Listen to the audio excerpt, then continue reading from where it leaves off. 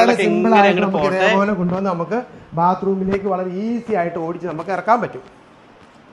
ഇതാ അങ്ങനെ കൊണ്ടുപോവുകയാണ് ബാത്റൂമിലേക്ക് നമ്മൾ ഇങ്ങനെ കൊണ്ടുപോകുന്നു. നമ്മൾ ബാത്റൂമിലേക്ക് എത്തിയേക്കുവാണ്.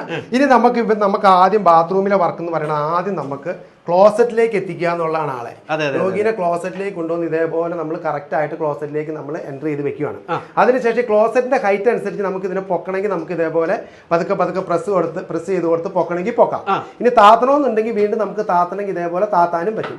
അപ്പൊ ആ ക്ലോസറ്റിന്റെ ഹൈറ്റ് അനുസരിച്ച് നമുക്ക് വെച്ച ക്ലോസറ്റിലെ വർക്കുകളൊക്കെ നമുക്ക് ചെയ്യാൻ കഴിക്കാം. അതിനുശേഷം നമുക്ക് ഇവരൊന്ന് കുളിപ്പിക്കണം.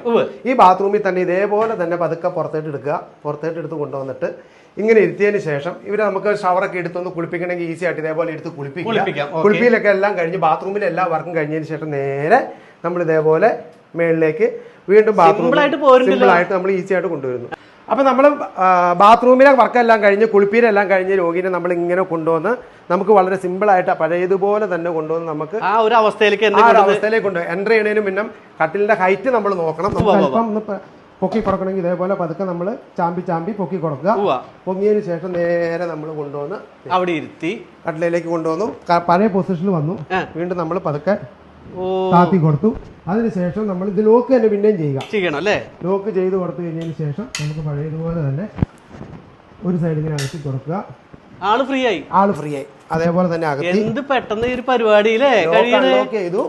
വീണ്ടും നമ്മൾ അതേ അങ്ങനെ നമ്മൾ അത്ഭുത കസേര നമ്മൾ തിരിച്ച് നമ്മുടെ പഴയ രീതിയിലേക്ക് നമ്മൾ എത്തിച്ചിരിക്കുകയാണ്. സംഭവം സെറ്റായിട്ടുണ്ട്. അതായത് ഏറ്റവും കൂടുതൽ നമുക്കറിയാലോ കിടപ്പ് രോഗികളെ നോക്കുന്ന ആളുകളുടെ അവസ്ഥ എന്ന് പറയുന്ന ഒരുപാട് ഹോം നേഴ്സുമാര് അതേപോലെ അച്ഛനമ്മമാർ സ്നേഹിക്കുന്ന മക്കള് എല്ലാരും ഒരുപാട് കഷ്ടപ്പെടുന്ന ഒരു കാലമാണ്. അയ്യോ അത് ശരിക്കും പറഞ്ഞ അനുഭവിക്കുന്നവർക്ക് അതിന്റെ ബുദ്ധിമുട്ട് അറിയില്ല. പക്ഷെ ചിലര് എന്താ പറയാ നല്ല സന്തോഷത്തോട് കൂടി തന്നെയാണ് നോക്കുന്നത്. ഞാൻ നേരത്തെ പറഞ്ഞ പോലെ നമ്മുടെ ഒക്കെ വീടുകളിൽ മിക്കവാറും ഒരു കിടപ്പ് രോഗി ഉണ്ടാവട്ടെ. ഈ കിടപ്പ് രോഗികളെ നോക്കുന്ന ആളുകൾക്കാണ് ഞാൻ ഒരു സല്യൂട്ട് കൊടുക്കുന്നത്. കാരണം നമുക്ക് ആ ബുദ്ധിമുട്ട് നന്നായിട്ട് അറിയാം.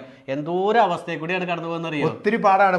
കടന്നു പോണ ഒരാളെ എടുത്ത് പിക്ക് ചെയ്തുകൊണ്ട് ഒരു വീൽ ചെയറിലേക്ക് വെക്കുക എന്നൊക്കെ പറഞ്ഞാൽ ഭയങ്കര തീരെ ആരോഗ്യമില്ലാത്ത ഇങ്ങനെയുള്ള ആൾക്കാരൊക്കെ ആയിരിക്കും ഇത്രയുള്ള ആൾക്കാരെയൊക്കെ വെച്ച് ചെയ്യേണ്ടത്.